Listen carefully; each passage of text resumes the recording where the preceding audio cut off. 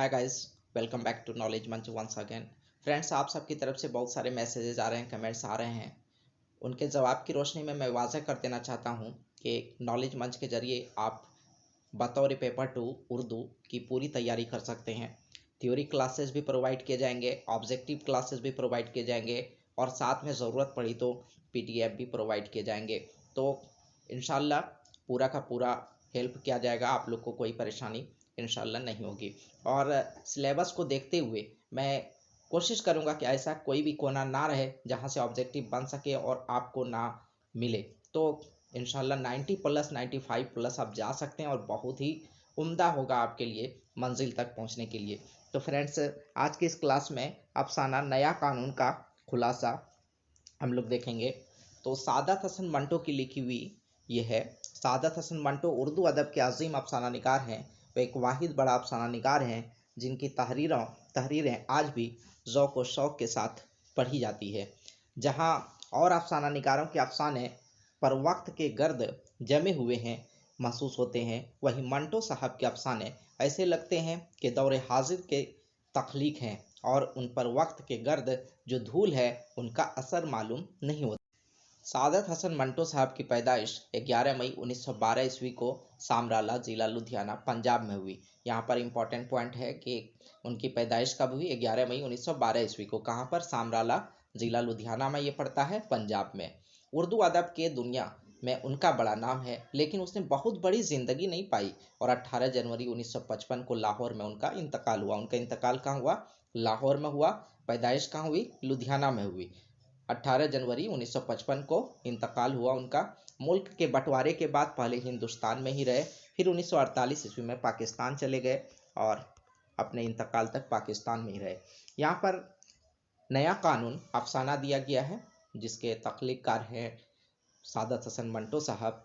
नया कानून का जो मेन किरदार है वो मंगू कोचवान है, जो इस पूरे अफसाने का अहम किरदार है।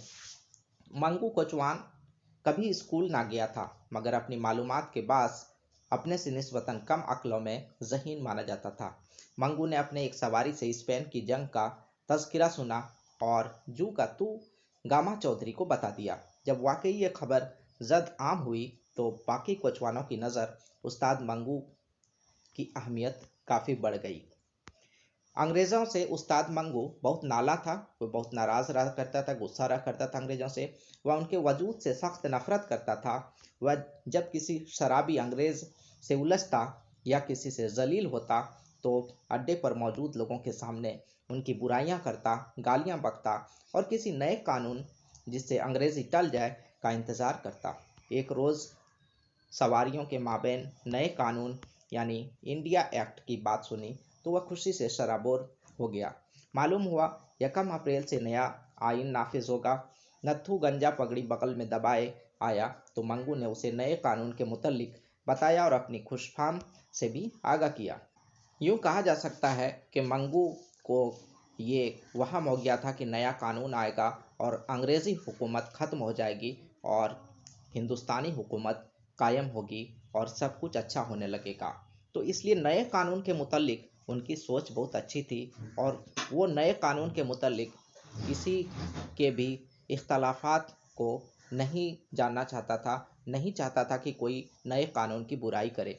फिर 3 नौजवान उसकी सवारी हुए और उन्होंने नए कानून के फ़वाइद पर रोशनी डाली और नए कानून के तहत डिग्री होल्डर्स को रोज़गार मिलेगा, इस बाबत बात कर रहे थे वो लोग। सरकार नौकरियां पैदा करेगी। मंगू के नज़रियात में अब नए कानून की अहमियत और भी बढ़ गई।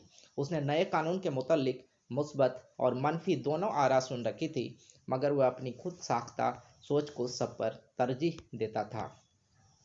1 अप्रैल की सुबह भी आ गई, लेकिन मंगू ने आसमान को, लोगों को, हर शय को वैसा का वैसा ही पुराना पाया। उसे सब पुराना लग रहा था। कॉलेज की घड़ियाल पर छुट्टी का वक्त हुआ तो तालिब इल्म खुशी से बाहर निकल रहे थे। मंगू उनके मैले कपड़े देख रहा था। वह किसी खैरकुन जलवे का नज़ारा करने की ताब में था। उसे नए कानून की कोई ऐसी दरख्शां झलक का इंतज़ार था जो नई लगे, क्योंकि अब तक उसको सब कुछ पुराना लग रहा था। मंगू की बेसब्री एक जगह, मगर वह अपनी तबीयत के निस्बतन आज काफ़ी इत्मीनान से इंतज़ार कर रहा था। उसने एक छावनी की सवारी इस गर्ज से ली कि वहाँ से शायद कोई मालूमात मिल सके। सिगरेट सुलगाकर वो पिछली नशिस्त की गद्दी पर बैठ गया। चंद सानियों के बाद उसे यूं महसूस हुआ कि कोई सवारी उसे बुला रही है। सड़क के उस पार एक गोरा हाथ हिलाकर उसे बुला रहा था। पहले पहल तो उसने उसे ले जाने से इनकार का सोचा, मगर फिर उसने गुमान किया कि पैसे छोड़ना बेवकूफ़ी है। उस्ताद मंगू ने गोरे को पूछा, कहाँ जाना है? तो उस गोरे ने हीरा मंडी का कहा। मंगू ने पहचान लिया, ये वही गोरा है जिसने उसकी पिछली बरस झड़प हो चुकी है। तब गोरा शराब में धत था। मंगू ने अब जरा तन कर किराया बेहद ज़्यादा बता दिया। कुछ मुँह जोरियाँ हुई, दोनों में तू मैं होने लगी। तो उस्ताद मंगू गोरे और नए कानून को जहन में लाया। उस्ताद मंगू ने गोरे को पीटना शुरू कर दिया, क्योंकि अब मंगू को ये लग रहा था कि नया कानून है और अब उनको आज़ादी है कि वो गोरे को पीट सके।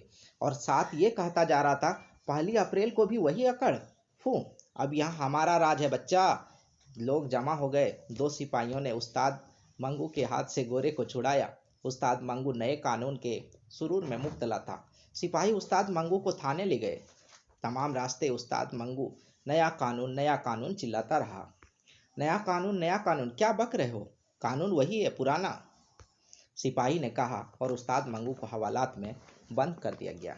तो फ्रेंड्स, ये था खुलासा अफसाना नया कानून का। नेक्स्ट वीडियो में इंशाल्लाह फिर मिलता हूँ। सी यू अगेन। अल्लाह।